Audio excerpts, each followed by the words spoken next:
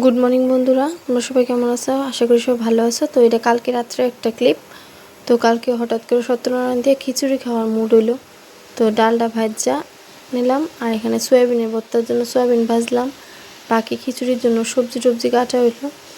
তারপর আমি আর আমার হাজব্যান্ড মিললা খিচুড়ি আর এটা করে লেতেছি, আমি ভাজা দিতেছি। আমার হাজব্যান্ড খিচুড়িও রান্না করবো। জাস্ট ওয়াও, দেখো কি কালার আছে খিচুড়ি, যা টেস্ট হইছে। এখন এটা আজকের ক্লিপ। সকালবেলা উঠা আমার মা আর আমি চা খেয়ে নিলাম। শাশুড়ি মারও চা দিয়ে সিঁড়ি করে মানে একটা কাজ করতেছে, দেখাইতেছি। ধরো দেখো তাই কি বানাইতেছে, কৌতরি কি বানাইতেছে গাইস। এটা ঠাকুরের লিগা ঠান্ডা জামা বানাইতেছে, গোপাল আর বাকি অন্য ঠাকুরের লিগা উল দিয়া জামা বানানো হইতেছে। দেখো কি সুন্দর, অনেক রকমের ডিজাইন পারে। তাই সব ঠাকুরের লিগা এখন থেকে বানাইতেছে, কারণ বয়স্ক মানুষ তো এত তাড়াতাড়ি বানাইতে পারে না, তো তার লিগা আগে আগে এটা রেডি করে নিতেছে।